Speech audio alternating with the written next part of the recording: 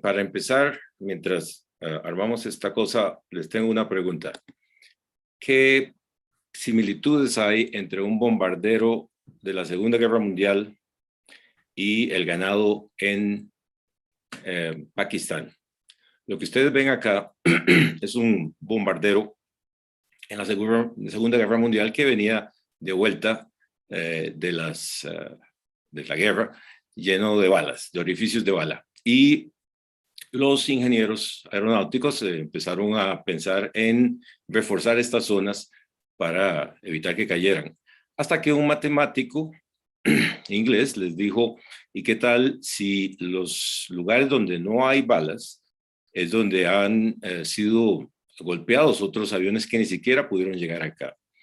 Entonces, al final se dieron cuenta que así era la interpretación de esta información y empezaron a reforzar las zonas más álgidas.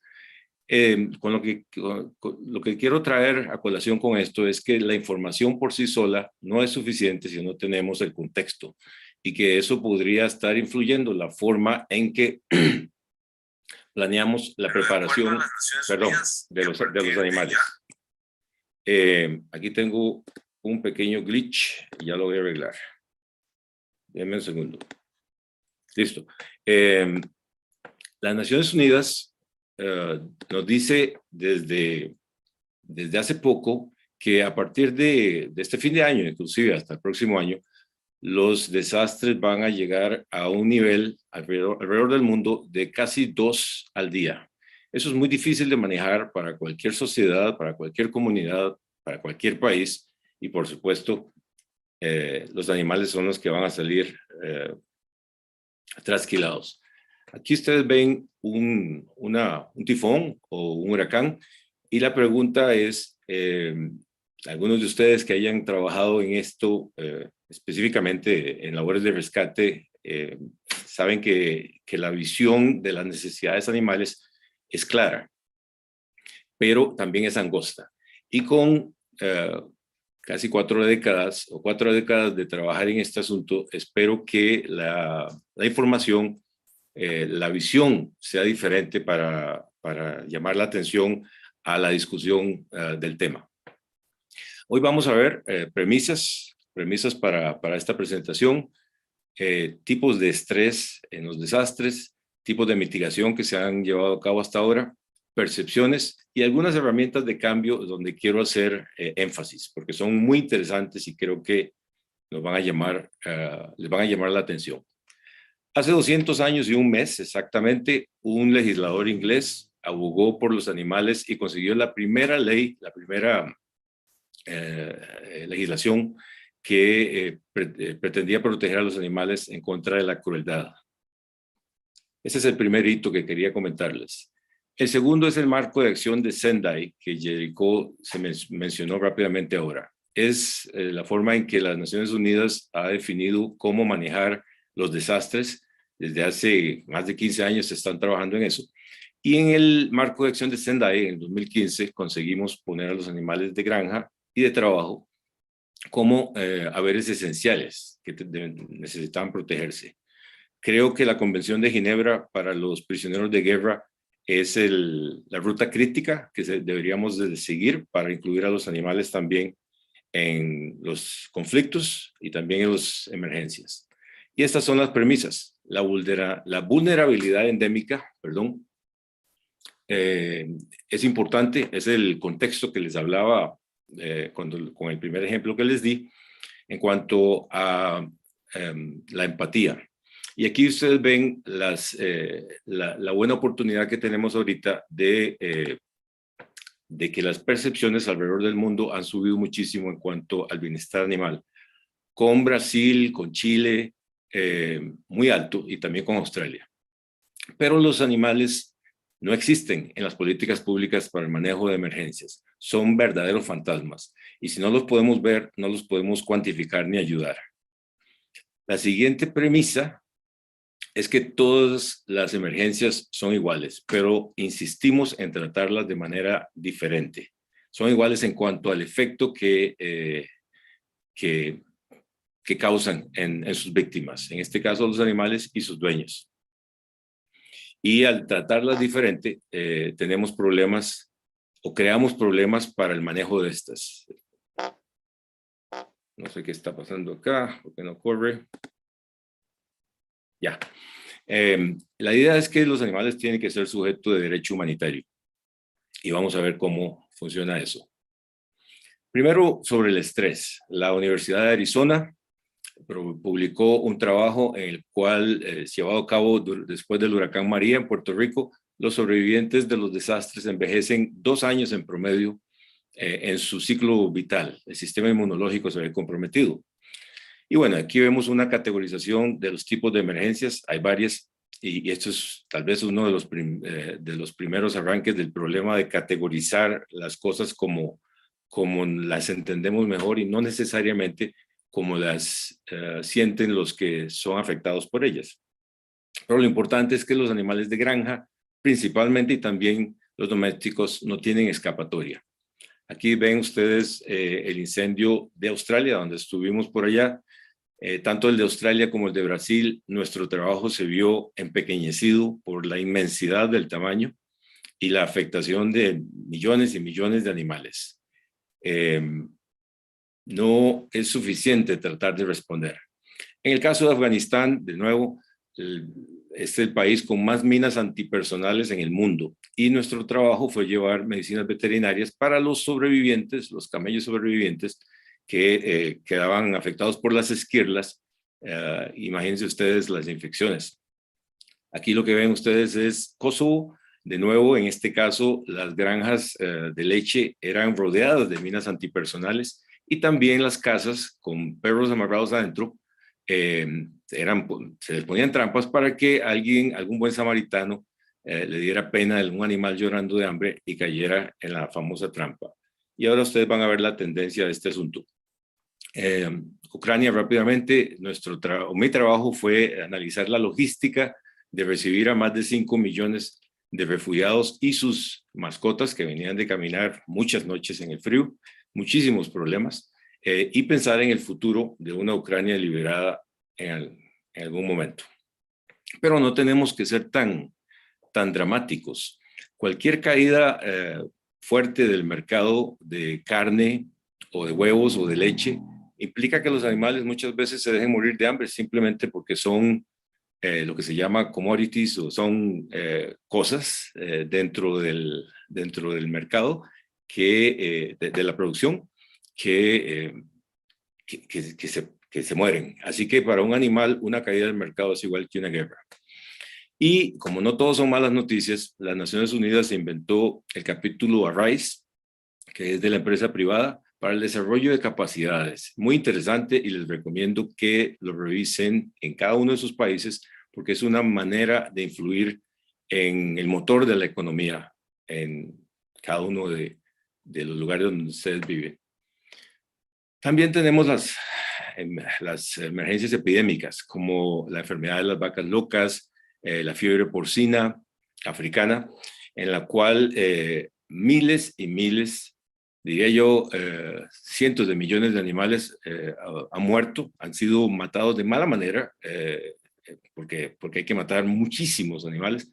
Es imposible virtualmente hacerlo de una manera humanitaria. Y para lo cual, la buena noticia es que existe también un capítulo llamado Nexus de las Naciones Unidas, de nuevo, en donde se está mezclando o juntando el bienestar animal al medio ambiente para la Agenda del Desarrollo Sostenible. Esto sucedió en marzo pasado y es la primera referencia explícita al bienestar animal. Esperamos que, la esperanza es que esto ayude al abordaje. Y bueno, ahora, como nos decía las Naciones Unidas, las emergencias climáticas son las más fuertes. Aquí ven ustedes un trabajo de desarrollo de capacidades para defensa civil en Colombia, en donde ellos aprendieron a rescatar animales grandes en las inundaciones.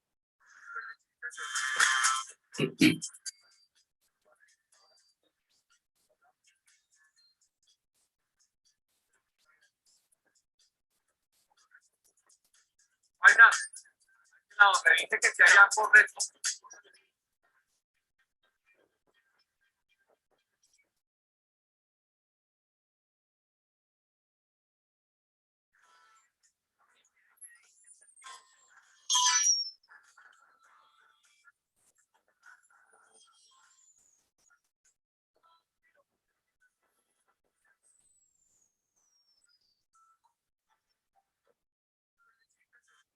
por qué estoy refiriéndome al rescate técnico en medio de una charla que tiene otro matiz?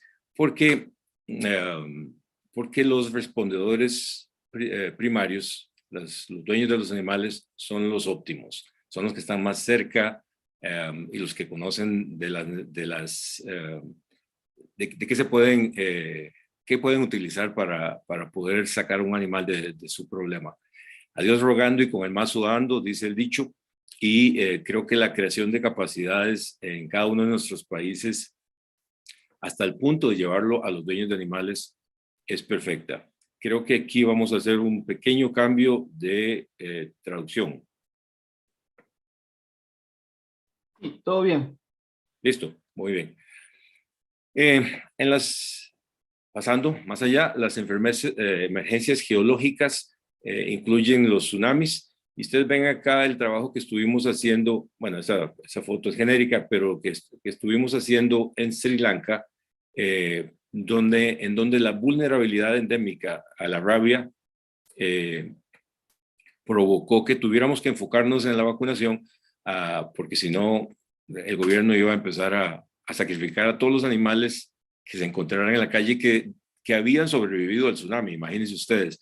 Así que es uno de los primeros temas que les mencioné al principio del